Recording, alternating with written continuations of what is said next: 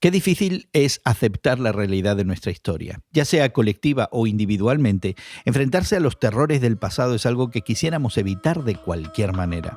Conversamos sobre eso hoy entre amigos.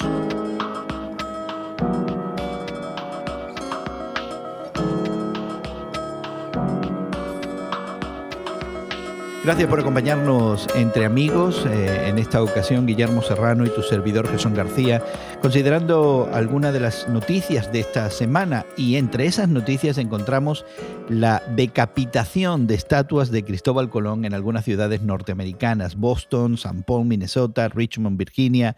Y eso es parte de este resultado violento de las protestas por la muerte de George Floyd. Según el diario The New York Times, las estatuas de Colón, junto a estatuas de dirigentes confederados de la Guerra Civil norteamericana, son consideradas símbolos de la supremacía blanca en Estados Unidos.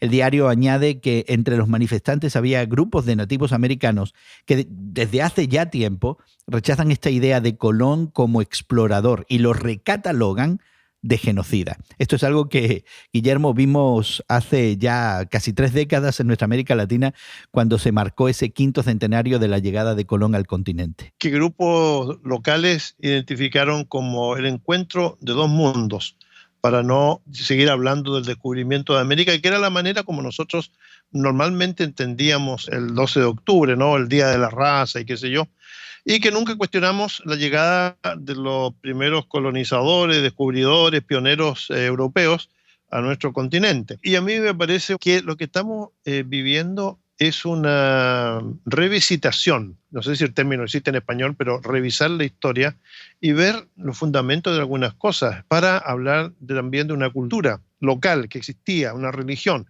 una mirada a la sociedad desde la perspectiva indígena. Ahora, yo no estaría de acuerdo con el término utilizado por Gerson, que habló de la decapitación de las estatuas, porque se derribaron todas ellas, en algunas de ellas se echaron al río, al lago, donde fuera.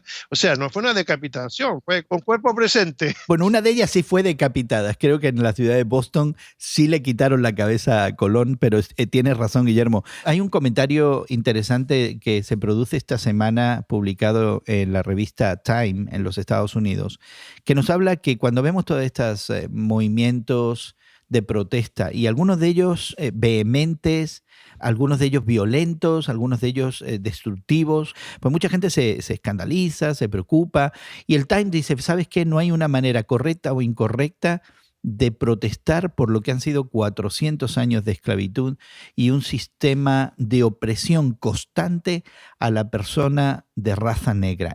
Este comentario de Time parece legitimizar de alguna manera, Guillermo, la idea de que a la hora de protestar por el racismo arraigado en los Estados Unidos, toda esta violencia pudiera tener cabida. La revista Time habla acerca de los derechos que le han sido negados a la población negra de los Estados Unidos, la población que venía de África y que forman parte importante del entretejido de la población norteamericana, partiendo de los estados del sur, pero también llegando a los estados del oeste o del este americano, y en donde la Constitución establece que todas las personas en este país tienen el derecho de ser libres, cuestión que nunca se ha tomado en cuenta realmente para la población negra del país, en donde se le han negado derechos, no solamente en la cuestión de la brutalidad policial, que es una cosa, pero también en donde se le han negado accesos a estudios, a trabajos, o donde se ha segregado la cuestión de la vivienda, que es una cuestión que todavía podemos verlas en muchas poblaciones norteamericanas. Hablemos un poquito de esta reevaluación de la historia. De pronto el que era el héroe de los vencedores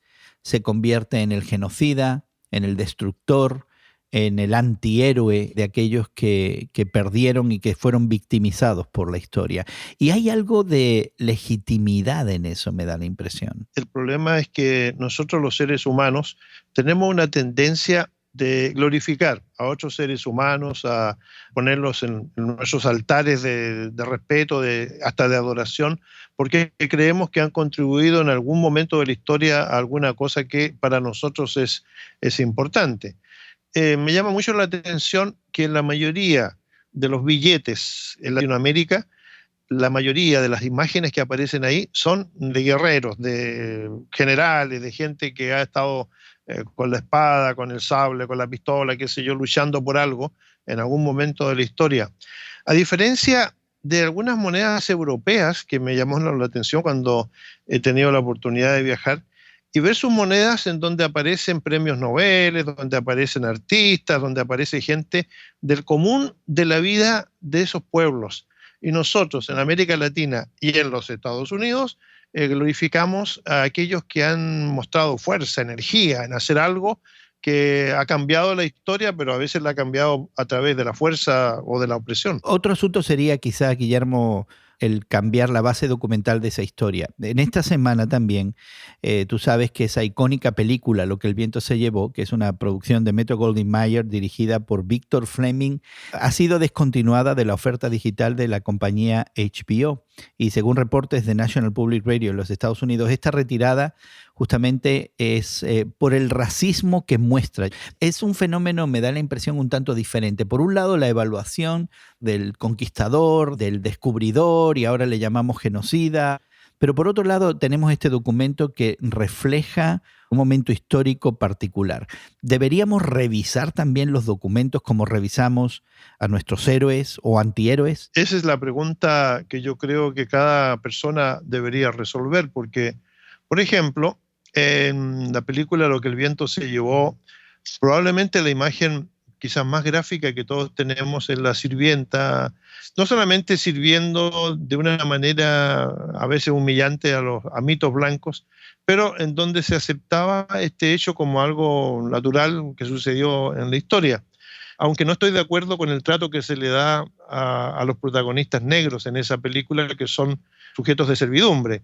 Sin embargo, tengo que aceptar que la película refleja algo de la historia de este país. Para los que hemos tenido la oportunidad de visitar estados del sur norteamericano, todavía existen lugares para visitarlos como museos, en donde se ven las mansiones coloniales y las pequeñas casillas, las llamaría yo, donde vivían los esclavos y donde se hacinaban los esclavos. Está ahí y uno pagando $10 puede verlo con sus propios ojos. Y la idea de no verlo, de alguna manera, traiciona verdaderamente la posibilidad de reevaluar ese pasado para crear otro presente. Mira lo que dice, por ejemplo, el juez español Emilio Calatayud en un comentario editorial que publicó el diario El Ideal en la ciudad de Granada, España. Él dice que, por ejemplo, eliminar Lo que el viento se llevó por racista nos forzaría a considerar la eliminación también del Quijote por burlarse de un enfermo mental, o las películas de gladiadores por validar la esclavitud, y Moby Dick por atentar contra el derecho de los animales. Entonces aquí hay una actitud de decir, bueno, si eliminamos verdaderamente estos objetos históricos que cuentan las realidades históricas que no son muy gratas desde nuestra perspectiva contemporánea, ¿no nos incapacita eso para cambiar efectivamente nuestro presente, Guillermo? No, yo creo que lo que habría que hacer es que cuando se da una película de este tipo, que muestra estas cosas que corresponden a un momento, debería haber una aclaración al comienzo y al final diciendo que estos muestran efectivamente lo que sucedió en la época, para que uno se reserve el juicio de si está moralmente o legalmente aceptable o no. Y cuando llegamos al plano de la fe, desde la década de los 80, algunas nuevas traducciones de la Biblia ya empezaron a utilizar, particularmente en el idioma inglés, un lenguaje no sexista, de tal manera que incluyera también, por ejemplo, a las mujeres. Y lo interesante, Guillermo, que si uno se va atrás en la historia del cristianismo, esta tensión parece que se ha experimentado desde sus comienzos. Y ahora también esta revisión de documentos nos llega a ese documento que algunos de nosotros tenemos como guía de fe y de conducta en nuestra vida. Sí, pero yo creo que la Biblia refleja, de alguna manera, lo que son las circunstancias del momento, y la idea de, digamos, revelar a Dios como Padre no tiene, yo diría, una idea tan sexista como la del protector, como la de la persona que realmente está al mando o comando de la creación. Es decir, aquí también entramos a una cuestión de interpretación. Y quien da una visión, yo diría, más inclusiva es Jesucristo, cuando Él se rodea de discípulos y discípulas. Y aquí el término a lo mejor no le va a gustar a algunas personas, pero se rodea de mujeres que son las que están escuchando su mensaje, que están cerca, que corren a la tumba, qué sé yo, las cosas en donde se les describe a ellas, en donde Jesucristo hace entonces un rompimiento con lo que era la tradición legalista y patriarcal de la época. Es decir, hay una evolución, hay un desarrollo que nosotros deberíamos haber continuado, porque uno de los lemas de la Reforma Protestante fue que la Iglesia siempre se está reformando, y este término me da la impresión que se ha olvidado en algunos que argumentan a partir de la Biblia como si esta fuera estática y no tuviera esta idea de desarrollo. ¿Y qué nos dice entonces, Guillermo, el Evangelio de eliminar nuestro pasado y de nuestra historia personal? Nos dice, por ejemplo, que en el perdón, en la aceptación